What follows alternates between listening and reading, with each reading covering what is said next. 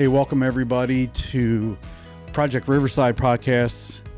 Glad you're here. We're discussing over the past couple shows, we've been discussing this book, 33 series, Authentic Manhood. And I'm just doing a recap for the church for the guys who are going through this and the guys who couldn't quite make it.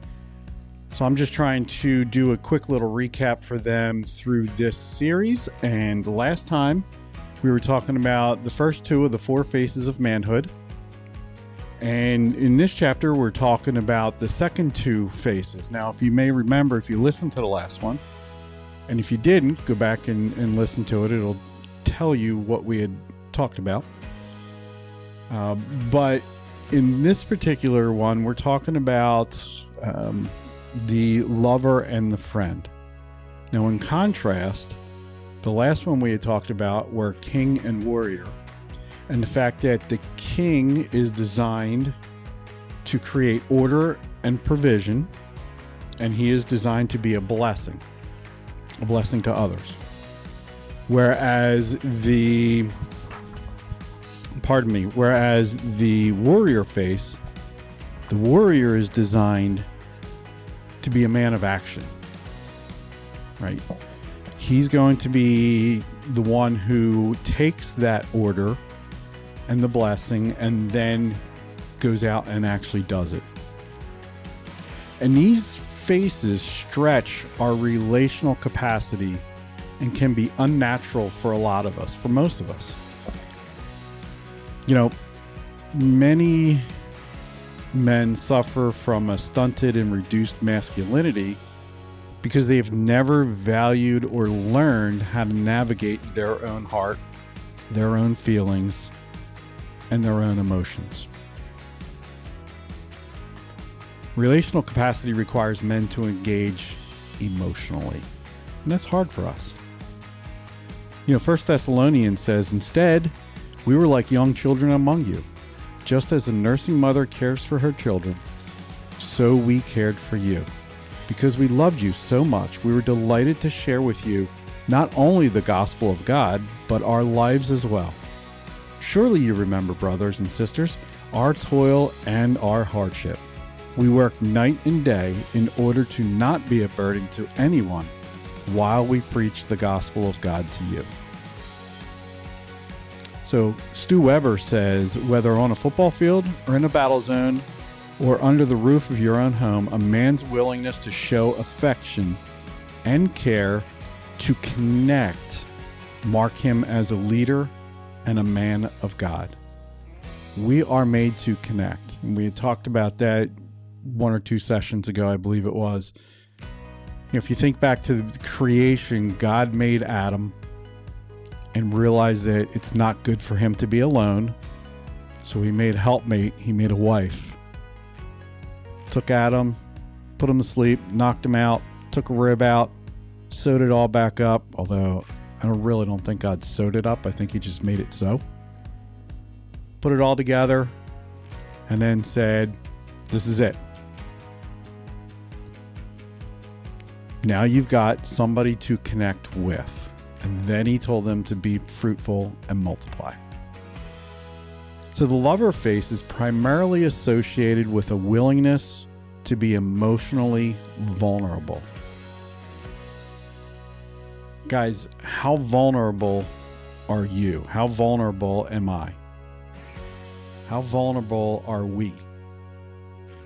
Can you just break down and talk to somebody and say, hey, this is what's going on. I need help. You know, the lover face is relational, tender, sensitive, beneficial care, emotionally open, physical affection, verbal communication. You know, in the book, they list several things here, and I can tell you most of them I have a hard time with. Picking up on my wife's needs. Together time with my wife. I'm a guy that I'm trying to build a couple businesses at once, and there are times when I'm sitting there saying, I don't have time, I got to do this. And she just points it out. She's like, no, you really need to, we need to connect.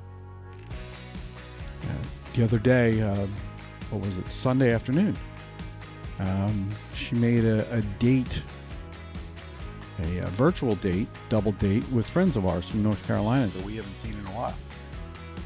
She recognized that we needed to talk to them just to reconnect because it's been a little bit. Now, she and Tina connect via text. Jeff and I connect via text, but there's nothing like being face to face and being able to connect with a brother and sister in Christ and just be vulnerable with them and them with us. He talks about connecting on an emotional level, being there for his family, being a student of his kids. The lover face says, I love you, I'm proud of you, and you're special.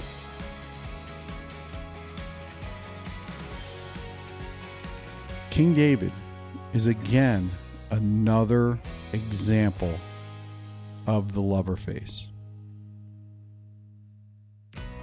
So the characteristics or the caricatures of the lover face, if a man's lover face is pushed too far, he becomes a micromanager. Becomes cold, withdrawn, disconnected, detached, isolated. If a man's lover face is pushed too far, he can also become over-dependent on women or relationships in general. He becomes oversensitive.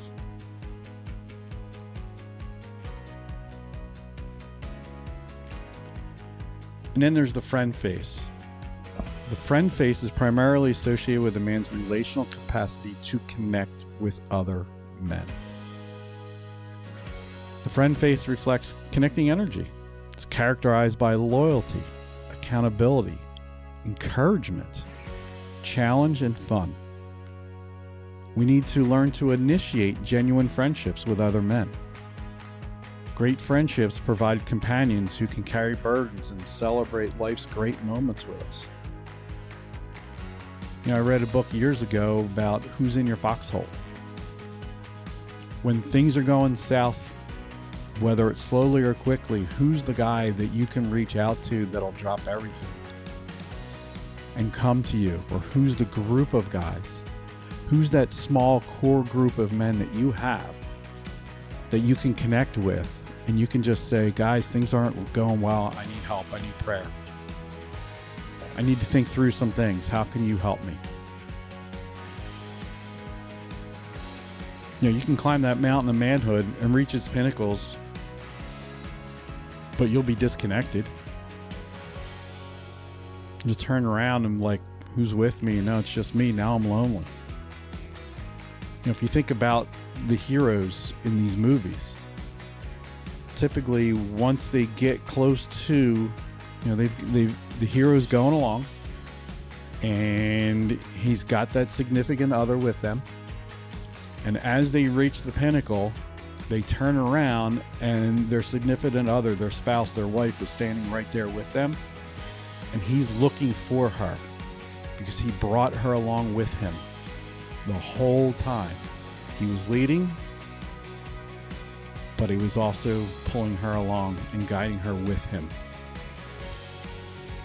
Proverbs 17:17 says, a friend loves at all times, and a brother is born for adversity. And in 27:17, iron sharpens iron, and one man sharpens another. So the biblical soul friendships are priceless. They require our time, which is very precious, but very important. And more importantly, they require us to be other-centered. Right? We need to be reaching out, looking towards others. How can I help my brother?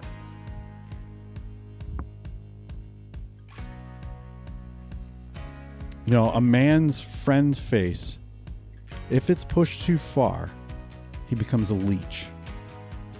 More taking than giving. He just sucks things up. It's like a Hoover, just sucking things up in a vacuum.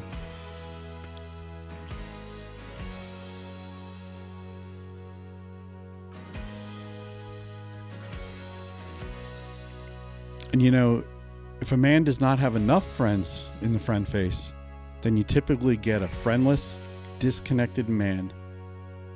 He's a loner. You need to pursue character-saving friendships. So wise is the man who can learn to wear the 4 different faces: the king, the lover, the warrior, and the friend. And like everything else, you cannot fully embrace all 4 faces unless you first embrace a relationship with God and the provision He has made for us through Jesus Christ. Thanks. I look forward to going through the next 2 chapters, finishing this book up. And as I've said before, I used to hear it as a kid, and one of these days I'll look it up and find out who said it. But walk with the King today and be a blessing.